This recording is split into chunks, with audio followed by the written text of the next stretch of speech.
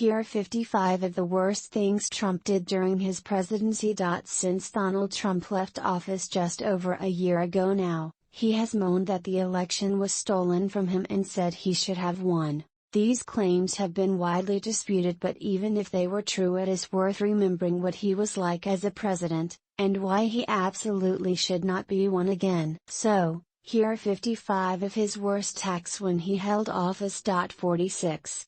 Tried to take credit for the COVID vaccine. Just days after he lost the election, news of a successful coronavirus vaccine was announced. The Trump administration was quick to claim a victory over the pandemic and falsely attributed Operation Warp Speed with being instrumental with the vaccination. In a similar move, on 11 November, Trump did a tone-deaf tweet about how well the stock market was doing and that the vaccine coming soon. In comparison to the more reserved statement from the incoming Biden administration, Trump's tweet looked insincere at best. 47. Tried to launch a voter fraud hotline that was flooded by prank calls. After he lost the election to Joe Biden, Trump did everything in his power to try and overturn the results. One of his efforts included launching a voter fraud hotline where Trump supporters could call in and report anything suspicious they had seen at polling stations. This didn't result in any substantial evidence being brought forward, but did see it inundated with some very funny prank calls. 48. Gave his most important speech ever that was just full of lies. A month after the election, Trump shared a 46-minute video on Facebook which he called the most important speech I've ever made. What followed was nothing but baseless claims about the results of the vote, vague claims and evidence of voter fraud, and calls for judges to help him win. 49. Walked out of a medal ceremony in the Oval Office. On 7 December, Trump hosted a special ceremony for Dan Gable, a wrestler who was being awarded the Presidential Medal of Freedom. Nothing wrong there. Surely Trump couldn't do anything scandalous here, right? Wrong. After saying a few further things about the election, Trump abruptly decided that had seen enough and walked out of the event, leaving Gable looking completely baffled and confused, alone in front of the press. 50. Pardons. As his presidency started coming to an end, everyone who had even the vaguest connection to Trump started to put in requests for pardons against any misdemeanors in their past. There were so many requests that staff actually had to start a spreadsheet. Eventually, Trump did manage to pardon a few individuals, including George Papadopoulos, lied to the FBI, Republican Duncan Hunter, violated campaign finance laws, and Republican Chris Collins, also. 51. Delayed signing the COVID relief bill. Towards the end of December, Trump-related signed a $900 million COVID relief bill into law, after millions of Americans had already lost their unemployment benefits. Although the bill had been delayed for months thanks to disagreements between Democrats and Republicans, Trump had initially refused to sign the bill, calling it wasteful spending, and actually wanted the stimulus checks to be increased from $600 to $2,000, which we can probably all agree. However, the delay put many unemployed Americans in desperate situations, as was exemplified by the replies to this tweet by journalist Dan. 52.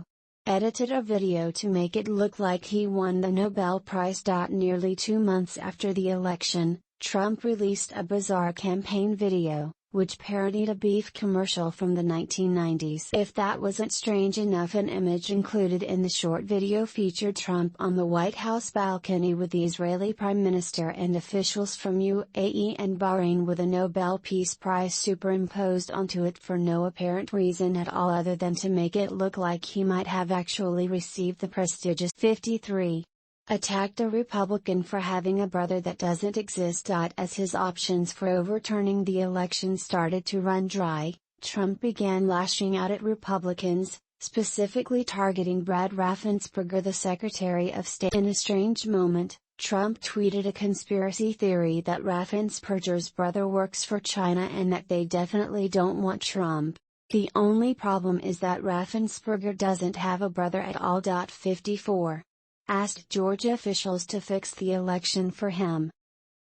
Trump's mad start to 2021 saw him caught on a phone call to officials in Georgia, including the aforementioned Brad Raffensperger, asking them to basically fix the election. At one point he asked them to find 11,780 votes, which is one more than the Democrats have, which would swing the election in his favor. It was almost so unbelievable that it was inevitably turned into a song. 55 incited a violent attack on the Capitol building that left 5 people in perhaps the darkest day, and not just Trump's presidency but the history of the United States. Thousands of armed Trump supporters stormed the Capitol building in a violent attempt at a coup to stop Biden being certified as the next president. The mob smashed through windows and doors and managed to make their way in the chamber as well as elected officials' offices, all while senators and others were locked away for their own personal safety. The riot led to the deaths of 5 people, including 1 police officer, and came just hours after Trump had held a Save America march outside of the White House, where he had encouraged the crowd to march down Pennsylvania Avenue and make their presence known.